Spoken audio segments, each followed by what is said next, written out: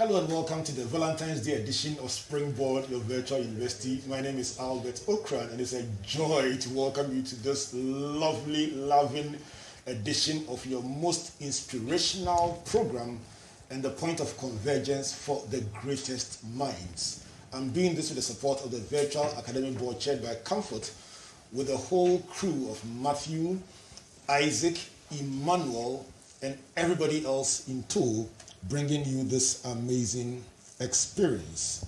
Springboard is brought to you by the Springboard Roadshow Foundation and powered by your superstation Joy 99.7 FM. We also are live on YouTube and also on Facebook. Talking about YouTube, let me remind you once again, if you haven't gone to Afajatu and have gone nowhere near that mountain, please go to our YouTube channel and share our experience. We can go to the mountain and you can share the experience. So find that on my YouTube page, Albert Ocran, and share your comments about the 12 lessons we've shared. Which one is your favorite? Very interesting lessons, climbing the mountain and videoing it in the process, and the lessons they read. Go find it and tell me which one is your favorite lesson. Springboard is brought to you by, in partnership with some of Ghana's finest brands, committed to the development of our human capital. Let's salute tonight MTN Pulse, Just Be, UMB Bank, UMB Speed Up, DigiBank, Let's Go, the Enterprise Group, Enterprise Your Advantage, and our print media partners, the Graphic Business. So, our theme for 2021 is repositioning.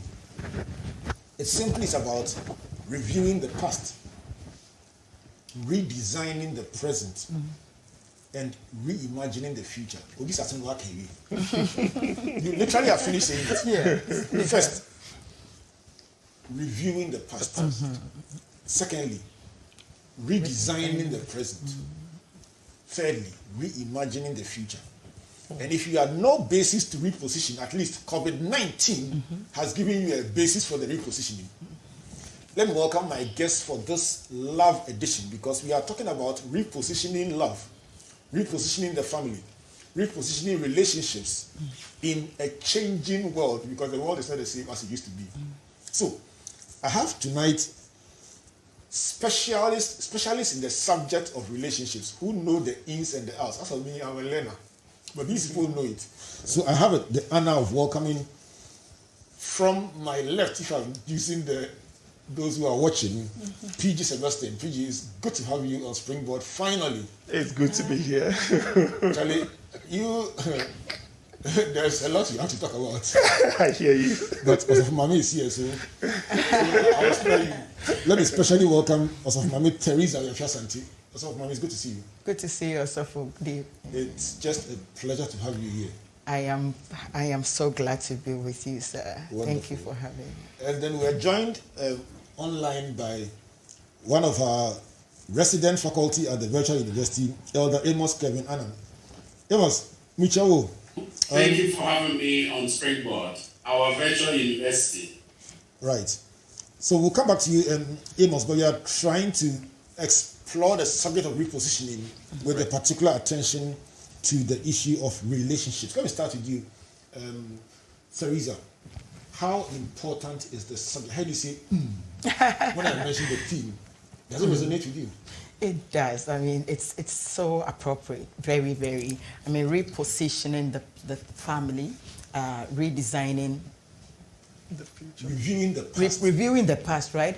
Redesigning the present and reimagining the future. It's a beautiful one. I mean, it puts everything together. Yes, it's a good one. I mean, I think we will have a beautiful show.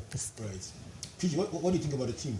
For the whole year, a conversation around these teams on different platforms, your career, your health, absolutely, your finances, everything. investment, your business, everything. What do you think about the team? I think it's a very apt and spot on team, in that the world as we know it is gone. It will never be the same again. Where did it go? It's evolved. We'll never see it in the way it was yesterday, or in the way it manifested yesterday. When I say yesterday, I mean as in last year or last 2 years, you know. It's changed. Technology has changed. The way we imagine traditional education is changing. Work culture is changing. It's becoming a lot more home-centric than, office-centric. family, interpersonal social relationships is also changing now. We're having all these social distancing, all these limitations as to the extent to which people can gather and do certain social events. It's all changing. Culture itself is changing because in the midst of culture, we have all these little things that play. So funeral is a part of culture. The way we conduct funeral is changing. Marriage is a part of culture. The way we conduct it is changing. Interaction between children and their parents. So changing, because there was a time where parents would go, come back. But now we are all together. Children are also not going anywhere. So now we are all together in the same space. So things are changing. And yes, if we review the past, we can always look at how we can find a connection between the past and the future, but not necessarily importing the past wholesale into the future. So I think it's an apt topic, it's an apt theme for the year, and by so doing, we'll put a lot of things in perspective. It will help us make better decisions for tomorrow. Let's start off this conversation with the tensions that we are facing. Right. And we'll talk a bit about love, how to make it sweet and everything, but let's talk about the tensions. And the tensions, not talking about conflict per se. Right. But the tensions between what we've been used to and then what we are facing today. Theresa, help us to appreciate traditional family life, traditional connection, and the pressures that are being brought to bear on it by our current circumstances. Yes, just like PG said, a lot has changed. I mean, over the last few years, a lot has changed. If you understand what has happened over the last many years of our traditional settings, we are a very little group, depending on where you are coming from. Very small family. The traditional system believes in not only the nuclear family, in fact, but the extended family. So it covers everybody, including uncles and aunties. We were living together all the same. We were doing things in a very small way. Gradually with time, even in our villages, people are not doing things in very small ways anymore. Even in the villages, a lot has changed. A lot of improvement has changed. Perhaps they have imported some things from the urban communities into the villages. And so even when you go to the villages, a lot has changed. And it has made living a little more different. Yes, when you go to the villages now, it is expected that everybody in the village should be going to a farm. But it will interest you to know that not too many people in the village these days are going to farm. Even they are finding people to farm on the lands for them while they are engaged in other things. So a lot has really, really changed, and a lot will keep changing until perhaps everything changes altogether. And it again has a lot of reflection on families, on love life, on education, on every other thing that is happening to us as human beings. And that is a lot we have to look at very, very well as a people. The changes that you described, or the changes that Theresa just described, PG, she says they have impact on families. Yeah. So she talked about the rural setting. There's also the similarities in the urban setting. Right. What pressures do these changes bring on families? Let me give you an illustration. Somebody said, I pay school fees so high to take my child to a school that I think will give my child an education.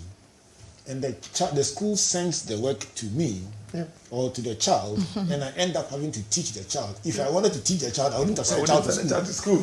True. And it's for that person, it was very worrying that virtual education meant that she was being co-opted into an educational system she was not ready to participate in. Right.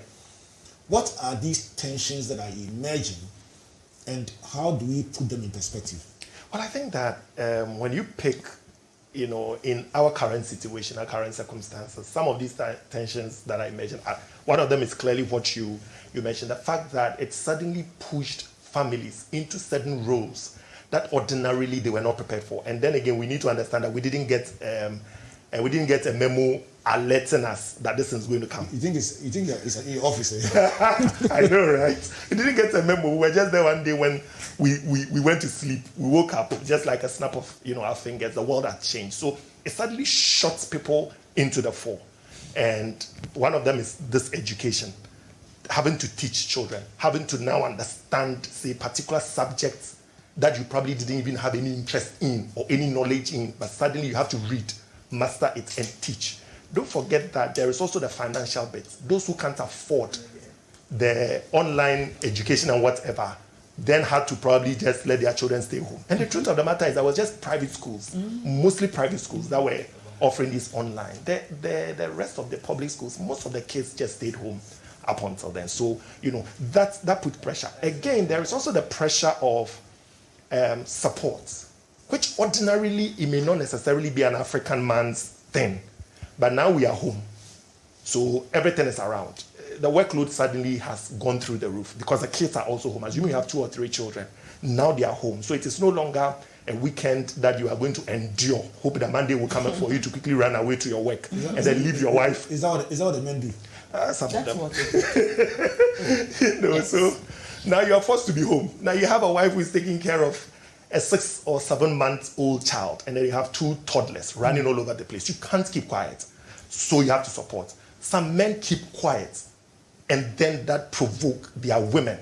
So then that tension comes up. Either the man is not ready to do, but he has to do, or he's not doing and his wife is upset. Again, there is also the bit about lack of child support. So typically, if a woman's or if a family's way out of getting support is to send the children to school so that they can go, and then after work, they pass through school. Some of the kids have to stay till their parents close, 6 o'clock, 5:30, before they are picked. That avenue is closed, which means that if you are not careful, and in some families, it's actually their reality, that the woman may probably have to quit her job and come and stay home to take care of the children. And that means that disposable income drastically goes down because now there's just one stream of income that is coming. Because without that, you cannot move. What happens to your child? If you can afford a nanny and you can get one, sometimes it's not even about affordability, availability, and the correct one. Somebody said, thanks to the president and free SHS, there has been a reduction in the supply of nannies. Exactly, because everybody wants to go to school. The children can now go to school. Exactly. So now what it means is that in the absence of that availability, what it means is that, a family member, maybe one of the spouses would have to give up their work. If your grandparents is not available to sadly, if you don't have grandparents who help you like me, I'm lucky my mother-in-law is around.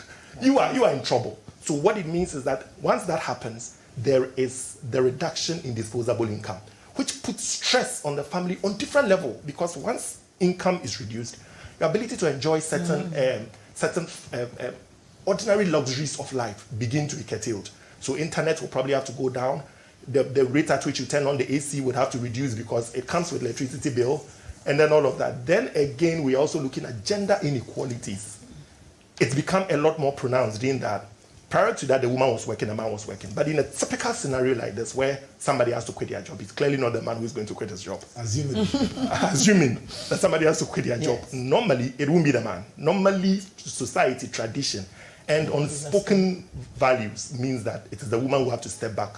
That means that the woman who already is underpaid in terms of, salary disparities, across, you get to find that woman further loses her salary. And she may not be the only person who may be in this scenario. So you get to find that across board, we are having gradual, gender inequality. For somebody who just joined us, we are talking about a changing world. Is it fair to say that we are talking about it, especially in the light of COVID and the issues thereof? Yes, I think for now, COVID recent developments, especially exacerbated by COVID. Yes. Let me bring on Amos Kevin-Annan to give us his perspective on.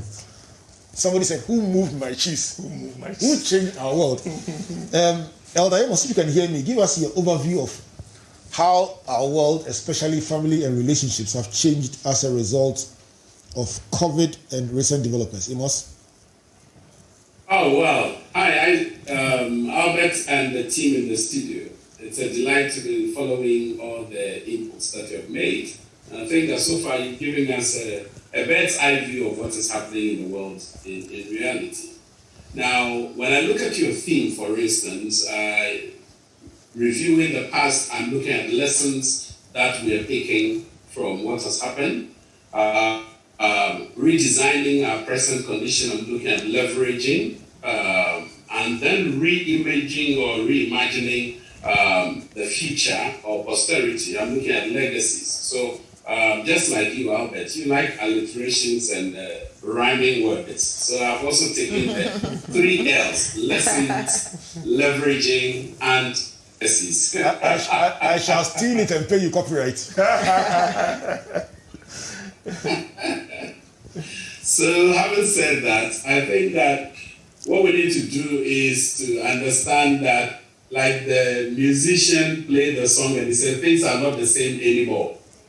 And that's the first thing that hits us as a real occurrence, that the way we have known things done has changed, and it's not going to come back to that elastic moment. So we should go back to that realization that the history of the world has turned around, never to go back to the old order. And this is where the old order changed, giving way to the new, is an exhortation we must all align ourselves with. Now, when you look at a home, for instance, I think that one of the things that has really rocked many homes, and you talked about tensions. Now, the tensions that are brewing between individuals are actually tensions that are intrapersonal. So the tensions are within the persons themselves. Now, which tension then gets into the interpersonal, which is between persons? So one is in the individual, and the other is between the individual and others. And that's what PJ was talking about, the school system, and you talked about a parent saying that, and taking your child to school and you're expecting that the teacher is the one who goes through the formation processes with the child in terms of learning. And if they're going to do at all, they are coming in as and when it is necessary, not taking on the chore of a daily routine of engaging the child virtually. And that can be cumbersome for a lot of parents and a lot of adults, because many of the new learnings that are happening did not exist during their era. Yeah. And so for them, they have to now go and learn in order to be able to support their child. And that can be frustrating. It's coming. For many adults. I mean, I've had my own fair share of that. I mean, when my daughter is reading something in New Zealand, and I haven't been to New Zealand before, Albert. So what do I have to do? I have to now go back and do some research to be able to support my daughter in that area. So that is one bit of it. The other thing also is that it finds expression in different personality types. Some personality types that are the bring it on type are enjoying it because they flourish better in such chaotic environment, or environment with so much anxiety, uncertainties, and new discoveries. But some personality types that are very used to their regular, predictable routines, they can easily be jilted out of the space, whether it is within work environment or within the social construct. So a lot of individuals are having to process it differently, and that is in itself a major health challenge. Then also, given the fact that even before COVID, the threshold of people's capacity to cope with stress, with tension, with anxiety, with depression and all those things had dropped significantly. What has happened is that COVID has worsened it. So cognitive health is now a major issue for a lot of people. Mindsets, reconstruction, realignment, processing, and all those things are becoming a major one. Now, when you look at marital relationships, then it's even worse. Because here are spouses who were literally running after each other's tails like cats. Now they are asked to stay home like snails and enjoy the space. Yeah. So I summarize it in 3 ways. 1, they are in each other's face all the time. They are on, and they are within each other's space. So the face, the case, and the space can create an overwhelming situation for an individual. So if the person that hitherto woke up at 5 a.m. and left home to beat the traffic to get into the office in good time, now you're having to stay home literally and be staring into each other's faces. If the relationship was not strong, was not healthy, it gets worse. It's no wonder that during the heat of the early lockdowns around the world, domestic violence skyrocketed between 120% and 150% around the world, not just in Ghana, around the world. Because you are in each other's face, on each other's case, and within each other's space. And it was overwhelming for a lot of people. Persons that you avoided, and it made you feel comfortable. All of a sudden, now you're not going anywhere. And also, we have to reprioritize. That reprioritization itself, the chunk it is that we are reimagining the future. So these are my kind of review of what has happened, and I hope that we ourselves as persons, our relationships, and our priorities will have to relook at all of them. Amos, I'll come back to you because there's a few more things that we need to look at, especially as we begin to chart how do we reimagine the future. But even before the future, if we will even survive to see the future, how do we redesign the present? Because I mentioned who moved my cheese. The challenge with most people would seem to be that they just can't believe that what they've known is gone. Yeah. So we just keep looking out of the window and hoping that this is a temporary adjustment until we realize one day that it left and never came back. And that alone itself can breed a lot of resentment, disappointment, and frustration. So we will come back and look now at how do we rethink how the future would look like, and based on that, begin to design a present that will help us enter the future. So hold on, I'll come back to you, Elder Amos Kevin-Annan. What's up, mommy? Sorry. Pastor. Albert is perfect for me. Albert. So Theresa, let me ask you, in all this, when you talk to people, do they feel angry, frustrated, disappointed, or helpless? Oh, people are angry. I mean, people are just angry. Everybody is At angry who? also at everybody. I mean, some people are angry at themselves. Also, Nan was talking about intrapersonal, and people who are very, very angry about themselves. Why? Why? Perhaps they, nobody, just like, you didn't receive a memo to say that something is happening, so be ready. And then again, people are thinking, what could I have done better so that I will be able to overcome what is happening now? Perhaps we have not prepared enough for anything at all. So it becomes an eventuality. It just happened, and we have to make do with it. And sometimes you don't even know what to do to get through it, and that is the most challenging thing. And so a lot of people are angry, people are frustration, everybody is frustrated. Do I have to say everybody? Some people are not frustrated. Other people thrive in such environments, so they are thriving. I was reading something in the room while I was waiting, some book, and I was... The course Tales of Resilience. Right. It is the first 20 stories of people who... We manage a young people's program. Okay. We were targeting 700,000 thereabouts young people in the... You came on the program once. That was what it was. We were targeting 700,000 young people who were going through the COVID experience and who needed help with job readiness, stress, how to deal with the unexpected, and then how to survive and thrive in this kind of environment. Right. We ended up reaching much, much more. But those were the first 20 testimonies. We are just about to publish 200 more. 200 stories. I was able to read through all of them, and I noticed how young people who thought that their lives have practically come to an end, there is no survival, I am almost dead. And one person said, gave me a lifeline. Yes. And that was beautiful. And I read even to the disabled young lady, and I said, wow. Some parents at a point, they noticed that their lives were completely gone. There is nothing for them. Maybe death is the next thing. All of a sudden, something springs up, and it is even beyond what they were imagining or thinking about. Now, how many people would even know about this? How many people would find this? How many people are so frustrated they need somebody Albert and comfort other people to come to their aid.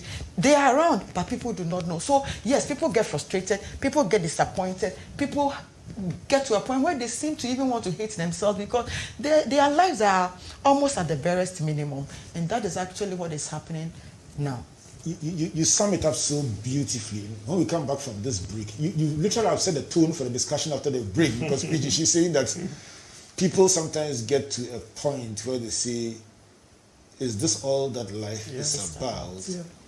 But when we come back from this break, we'll be telling them, no, life is not all about this. Right. There is a way forward. And I'm going to be tapping into the wisdom of all three of you to see, how do people reinvent their relationships and find joy, find value? How do they navigate a world they didn't see coming? Right. How do they even learn to accept that the world, it has come?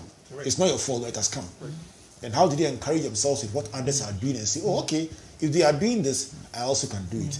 This is Springboard, a virtual university, a discussion about repositioning, reviewing the past, redesigning the present, and reimagining the future. Amos says no, we should call it lessons, leveraging, and legacy. And that is Amos's summary of the theme of Springboard for 2021. Brought to you by Springboard Roche Foundation and powered by a Superstation Joy 99.7 FM. And then proudly sponsored by MTN, UMB, Enterprise Group, and then of course, with support from the Graphic Communications Group. We'll go for a brief break. When we come back, let's navigate the way forward. Please don't go away. Abrabo, you were late yesterday, and today too you are late. What is wrong with you? Kat, my wife is standing outside there. She needs money. Everybody does so titiremu. Enti wanya daji enye wajuma. Se madofo no mebusianfo nye sika ye bibia. Ni UMB speed up na di bua me no. You may be able to say contact single so. It is our UMB account. Now when me contact so dia, me timi manu sika wo baby bia me mre ho kra. Na se wo beti oboso ho na den. Na me de mia. Se si adie, min chinchin se me ye bibia biemo. Me tumi bi salon. Me nyansi ho wo me UMB mobile savings wallet ni so. Me tumi to insurance, to credit egu me phone so. Me sa so de tua me bills bia. Me tumi iska wo UMB ATM bia so me nkra card bia. Wo betumi ahyehyɛ wo mre ene nkita wo die. E wo UMB speed up kwan pana so. UMB speed up. Digi Bank. Let's go. Your smartphone is just a phone until you have the Advantage app. This is your power to know more and do more. With a few instructions and a tap to send, you'll be sorted out within minutes. Take advantage of our app. Buy a policy from any of our subsidiaries. Request for a quote, make a claim, and check your statement. What's more, you can also get health tips, traffic information, and find garages and more. Download the Advantage app on Google Play and Apple Store now. Take advantage. Here's to over 95 years of trust. Enterprise, your advantage. Welcome back to Springboard, a virtual university, and to an amazing conversation about repositioning the family or relationships in a changing world. Somebody says the world that we knew has gone. And I asked, where did it go? And that was PG Sebastian. I guess for tonight, PG Sebastian is a relationship counselor and everything in between. Also for my mate Theresa, Asante. Don't mind me when I call it that, but she is. And then, of course, also for Elder Amos Kevin-Annan joining us on the line as we explore what was the past like, what is the present like, what tension is the present creating for the past, and how do we therefore redesign the present in preparation for the future. PG has been sharing the way the tensions are affecting financial, educational, social, parental support, and all the other tensions, gender inequalities that arise out of it. Theresa has been speaking to the fact that the life as we knew it has been encroached upon, and even in the rural communities that you will see are not social media savvy and so on, suddenly the socio-cultural engagements are on a different plane, with farming being outsourced, people spending time doing different things, and people asking, what happened?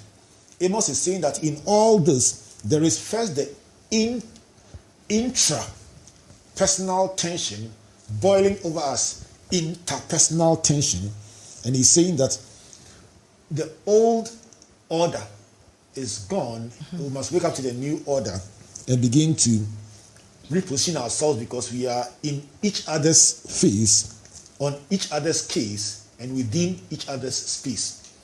In the light of this, Fiji, let me come to you. Right. Last week in my discussion, I think last 2 weeks, a clinical psychologist, Right. My friend Isaac Nimanata, says, really, sometimes, and he was also referencing the call program, he says, all people need is a little help. Right. Very often it's not much. Right. It's unbelievable sometimes how little the help they need is. Yes. Do you agree to that? Yes, it's true. Yes, I do. I think that, people need help, and this help could be in diverse ways. Some people, they would need help just navigating.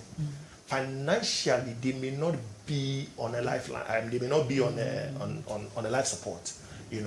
What they would need is how to navigate. Some people, based on their own emotional makeup, easily fall into a state of anomie and a state of helplessness, confusion, being lost. No sense of proper orientation in time and space, because they see, like Elder Amos said, some people are used to specific routines. They don't thrive in chaos. They don't thrive in noise and a lot of uncertainty. So once that happens, even when they are okay, actually they are okay. All they need is somebody to tap them on the shoulder and say that really you are okay. They just need to be affirmed. Assurance. Or, yes, that kind of assurance that you are okay. So for some people, they may not necessarily need financial support. They just need direction. Let's open the books and give out some support, some help to, because a lot of families are listening today. Right. They want some guidelines. Right. So let's share some practical ideas people could use to redesign the present. Somebody who's saying, I'm staying at home working from home. I don't like it. Yeah. Or somebody says, I always feel something could happen to me. Yeah. Fear, anxiety, Yeah. and then also changes in routine.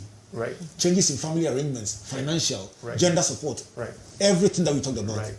What are some of the practical ways in which people could find? For me, financially, if we pick it from the financial perspective, first thing is that if you have found yourself in this position where probably your disposable income is affected, the first thing you need to do is to begin to reassess your lifestyle. Lifestyle changes. It matters a lot. If previously, by virtue of the fact that you go to work, you need to spend X amount of money in fuel. Now, you are not spending that amount of money in fuel. So instead of saying that I'm home, I'm bored, I need to move out in the evening just so I can breathe a little. Remember, by staying home, you're also saving fuel and you're saving money. So the money that potentially in the future you can lose because the pandemic is not going and your company may in the future probably downsize, and therefore you may need to prepare a buffer. At least then you can do that. So you change your lifestyle. In terms of interpersonal relationship, for instance, there's a lot of tension among couples who really didn't know themselves. People have been married for 5 years and they've always lived in the dark because 5:30 you're on the road, 7:38 you are now coming home. There isn't much interaction going on. So during this period, all your weaknesses, all the undesirable, I say undesirable in inverted commas, you're able to hide it. This is the time where you are facing your demons. Your partner is staring at you in the face. You're staring at your partner in the face. Like it is said, people are in your face, people are in your space, and people are on your case, and people are on your space. In your space. So what do? The first thing you do is to sit back and ask yourself that, will this go away anytime soon? If it's not going to go away, I better confront my demons for what they are. If I'm having a problem with my spouse, how then do we begin to navigate our differences in a very practical way? So let's sit down, let's talk. If I have an attitude, or my spouse have an attitude which I've been running away from, is there a time for us to seek help? Is there a time for us to seek any form of support? So that's another thing. Again, some parents are having problems. No, I wouldn't say problems. Some parents don't have solid relationship with their kids. It's a time to begin to build bonds. So mothers need to now begin to getting closer to their daughters. Fathers need to begin to get closer to their sons. Begin to build some form of role models for their children. Have family time. Spend time together. It's important parents understand that once your child enters teenage, that is not the time to try and get close to them. You would have already lost them. You get close to your children, immediately they start walking, they start talking. That's why you form your bond. So that they see you as a friend, as a confidant, somebody they can come to. By the time they enter 11, 12, 13, going, they would have already found the internet and they know where to get the answers. They've already formed associations and relationships among their social circles. Let me come to Theresa on something you just said. Because right. Sometimes when you open, when you throw light, darkness can leave. But the light can also expose how dark things are. Yes. Theresa, PG is very unkind, PG. Because I can imagine a parent sitting down listening and say, when you say things like, when the person is a teenager, it's too late. Somebody is just realizing that he or she must build a relationship right. to their children. Then they are asking for the birth certificate. As if, when people come to the honest realization of what PG is talking about, and they say, oh, if I had known this about 5 years earlier, I would have done things differently. Is it too late? No, it's not too late. It's not too late. In fact, in this life, nothing is too late. Sometimes we think that sometimes we did not start early, but still there is hope. And the fact that there is hope is a beautiful thing. It keeps you moving. It keeps you saying that, yes, I couldn't do it today, there's tomorrow. And so, yes, some parents, quite a number of parents, did not understand anything at all from the beginning. I met a man on Joy, Dr. Akofa, and he was saying something which has always been with me. He said when he got married and his wife took in, then just at 7 months, one day something hit him and said, hey, you are going to be a father. And he said he started thinking like, hey, no. He started entertaining a lot of fear. He went into a 3-day fast and praying to God, God, show me how to be a father or teach me how to be a father.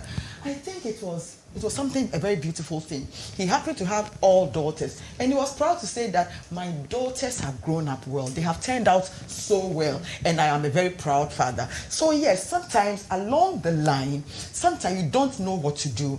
As you journey on, some light come to you, some wisdom come to you, some illumination comes to you. So you can pick those up and begin to redo what you did not do right. So yes, it is just that, and so I have seen fathers, mothers who didn't know what to do. Their daughters are already 23, they're already 24. Now they have found wisdom, now they have knowledge, and they are finding every beautiful way to redo the union, and they have become good. Let's talk about the beautiful ways. What would be a suggestion of, not just for parenting, but even for couples? Right. Share some few, especially few ways in for which couples. Doesn't matter how bad it is or how it has been. What are some of the beautiful ways you're talking about that they can put more life? So we are looking at couples who have been running away from each other. Work takes us away all the time. Now, PG keeps saying, COVID is here, it's borrowing elders' words. You are in somebody's space, you are in somebody's space, and you are in somebody's space. So all these are here. Now, it is about time. I think that for couples, once in a while, we need to sit down, review, and then and look at where we are going. And if we are not going right, sometimes we think that we are doing well until we begin to sit. The truth is that in most homes, couples don't sit to talk. It is only when there is a problem, then everybody is talking. But we have not really taken time to sit and discuss. Yes, right. So sometimes, okay, PG, now what about this? How are we going? So there are some things we don't talk about. We only have a political marriage in our homes. So we're only talking about food. We are talking about electricity. These are the things we are talking about. But let's take time, sit down. Let's look at our marriage. How are we going? Where are we going? How is our love doing? How is this marriage doing? And all these are supposed to be done intentionally. It is very, very necessary that we do these things very, very intentionally. Call the things out. Sometimes call them out. This and this and this you do. Perhaps you can look at it again. And I hear this, the way the calling is done could either lead to resistance or cooperation. Oh, certainly. Is style important? The style. Yes. Style. Everything is important. I always say it is not what you said. It's always how you said it. Okay. So how should you say it? So there are so many questions. In the way you frame it, it can lead to conflict or not. Give me an example. So sometimes, typical example is, let's say your spouse dresses and comes out. Instead of saying, so we didn't call you crowd, now we've forgotten where we are going. We're going to this place. I need to dress proper. Wait there.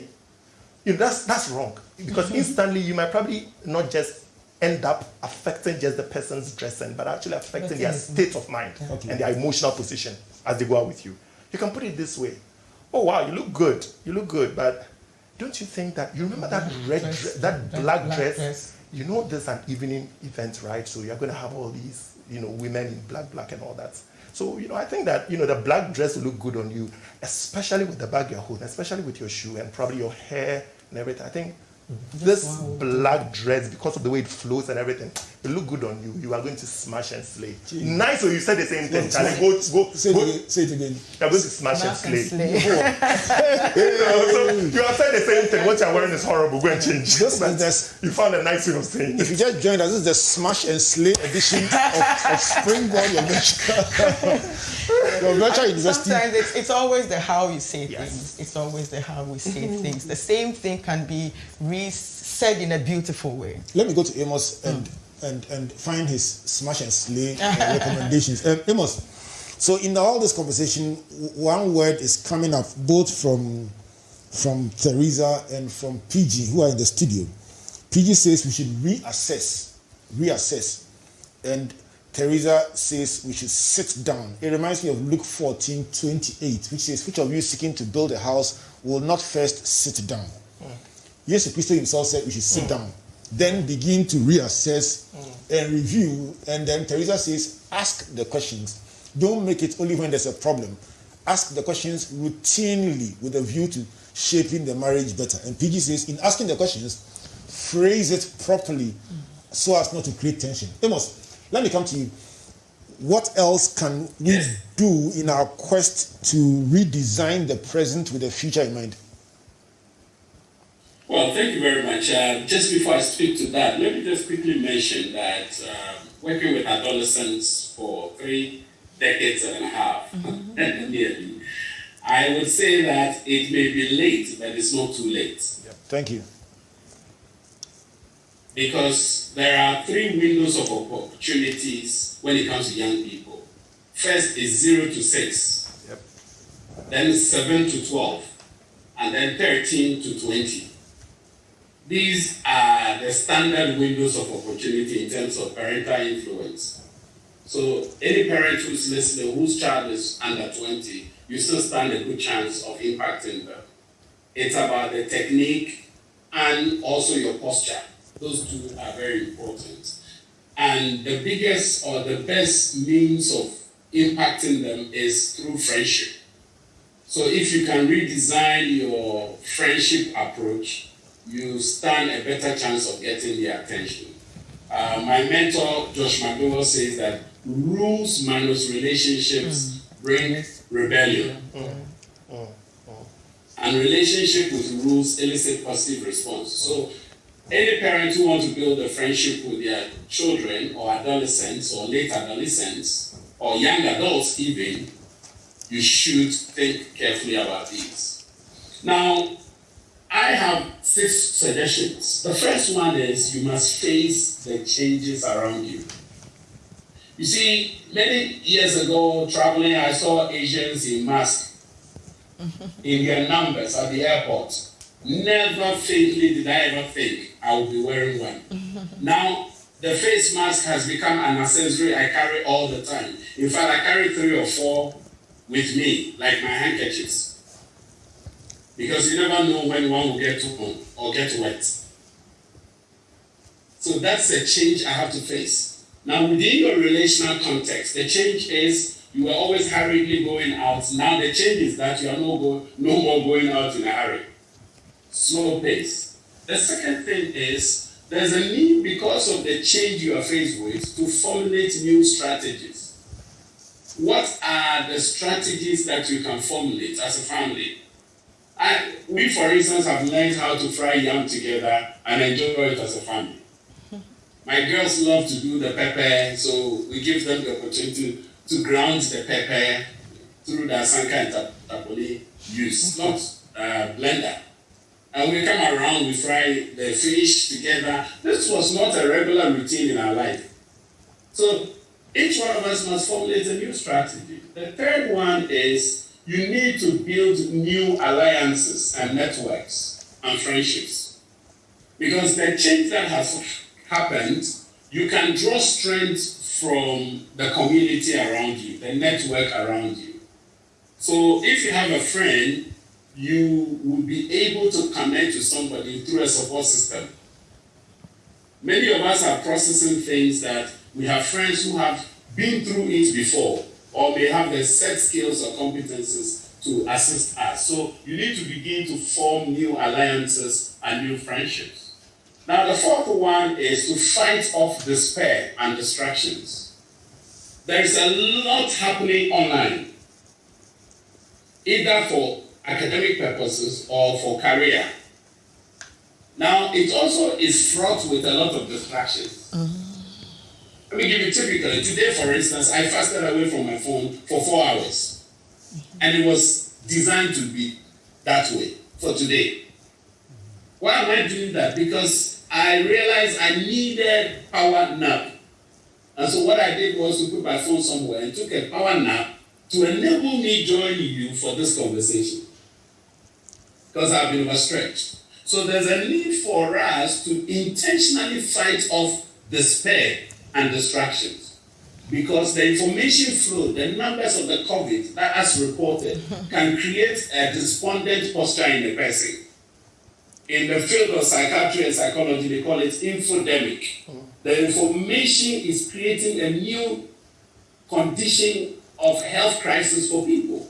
And some of it is false information, some of it is hoax, some of it is propaganda, some of it is myth, and all these are confronted with the truth or the factual situation. And you are not sure which one is really going to help your mindset.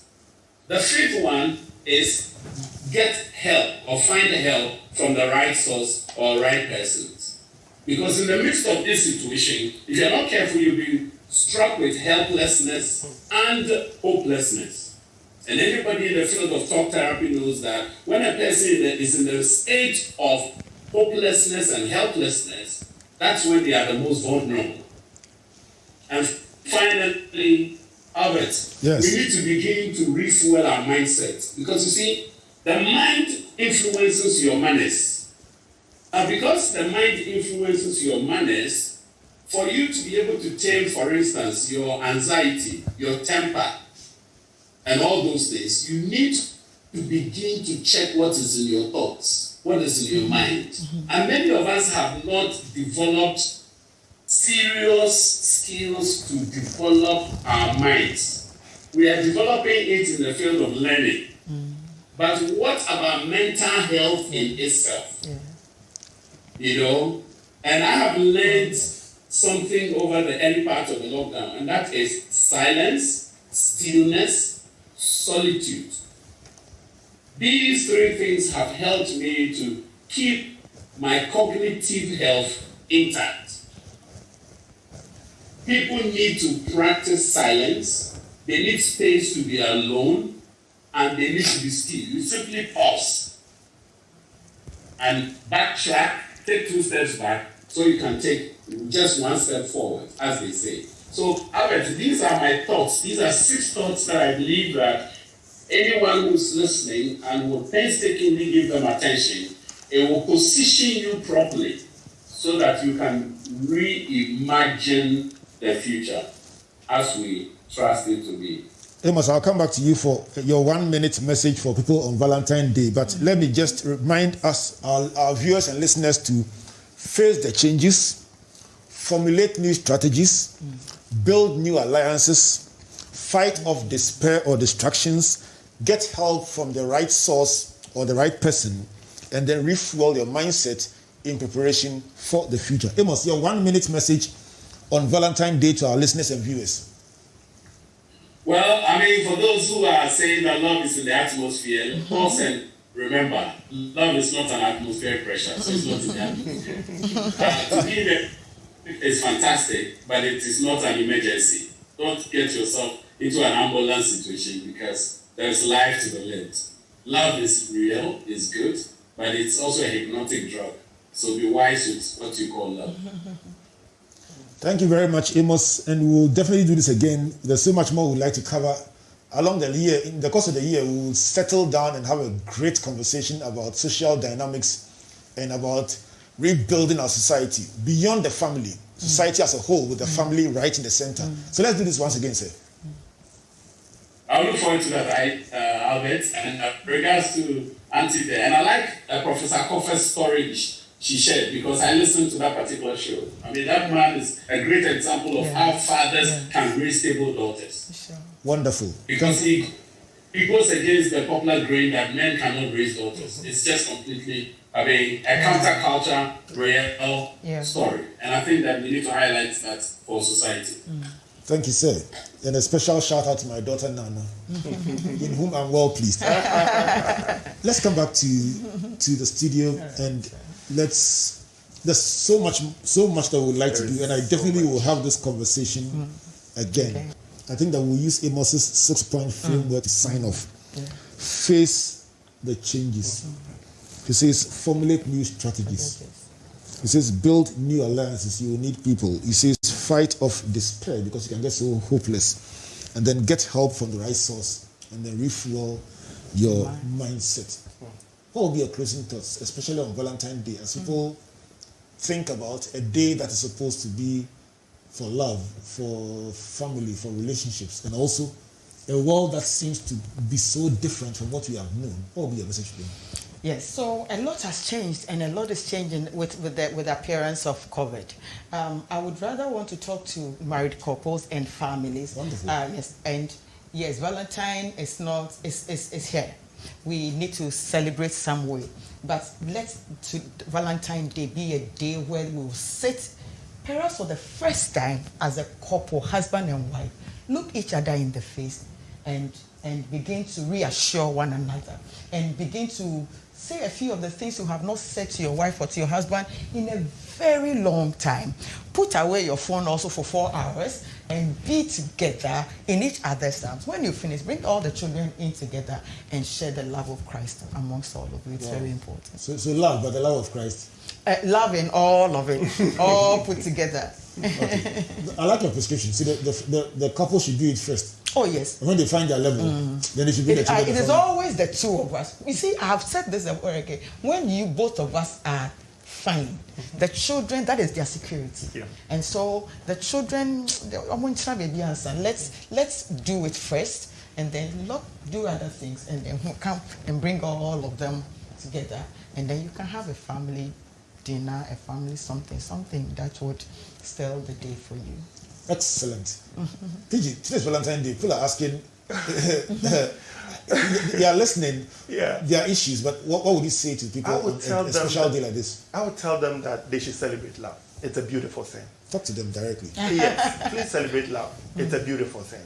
And as Sofmame said, talk about your issues, what the challenges are, what the situation is, talk about it. Won't you spoil the atmosphere?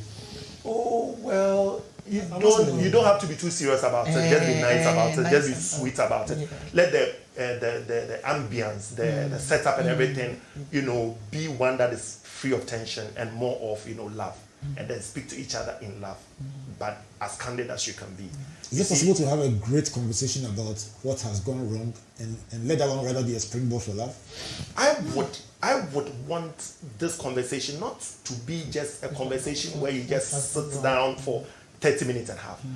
Valentine is a whole day. Yes. It's a whole Sunday. So you can start your conversation right when you open your eyes and lying in bed. Yes. Pick it up. Yes. And then make sure that whatever it is that comes out, you walk with it in the course of the day. Then in the night, we get to celebrate it in the grand style. But as much as you can, try not to make the conversation something about it is your fault, it is my fault. It's not fault finding. The battle is not against each other. It's against the world and what it is throwing at us. Let's do it. Let's form closer bond. Let's make let's commit to each other that we want to do things differently, and we are willing to work on our weaknesses and willing to work with our strengths, and then bring the family in, as Mama said. Let them understand that this family is holding together and staying together. It's going to be a good time. What is your one word to our listeners and viewers as we sign off? My one word is thrive. Thrive. Why? We need to survive and we need to thrive. You can't thrive if there is no survival. And you can't survive and stay where you are. You need to move forward. You need to grow. So we need to be find better. a way to make things work. Exactly. So that's what we we need want to thrive. Right. We need to thrive regardless. Teresa, what's the one word? Do I still want to say love? I think so. It's a beautiful word. Yes. Why? Yes. So I was saying that even COVID cannot withstand the strength of love. Love is a very strong power. I mean, it's a very powerful force. You like music? Yes. What's your favorite song? My favorite song, I like music, but I don't have a favorite song. I was going to ask you whether it is Hold Me Close, let your love syrup. I don't have a favorite song. All right, so that's Albert Ocran hosting Theresa Asante, PG Sebastian, and Elder Amos Kevin-Annan as we explore repositioning relationships in the family, reviewing the past, reimagining the present, and redesigning the present and reimagining the future. Next, we can continue this conversation and look at what the World Economic Forum is saying about work. And they are saying some very serious things about how work has changed. Let's get experts to say, how serious is this change? And what does it mean for us? What is likely to happen over the next 1 year? Which jobs are falling away? Which jobs are increasing? Hey, dispatch riders, your business is growing, Papa. We'll talk about all that next week. Which points of demand are opening up the job areas? Where should we be looking if you want to make money? Next week, we'll talk about that one. And then next week, we'll talk about what must we do to stay relevant. Because some people, they are saying that over the next 6 months, you must get some new skills or you will lose your job. What skills must you get? Where do you find those skills? How do you acquire those skills? How do you position yourself? It's going to be big on your virtual university. Let me say a big thank you to you, Theresa, for coming. Thank you so much. Thank you. Thank you to you, PG Sebastian, for coming. Let's do this again. Yes, sir. We'll have a big conversation again about another dimension of this discussion. Right. Till then, my name is Albert Ocran on behalf of Team Springboard led by my boss Comfort, with support from Matthew, Isaac, Emmanuel, and the entire crew, saying, God bless you, God bless you, and God bless you.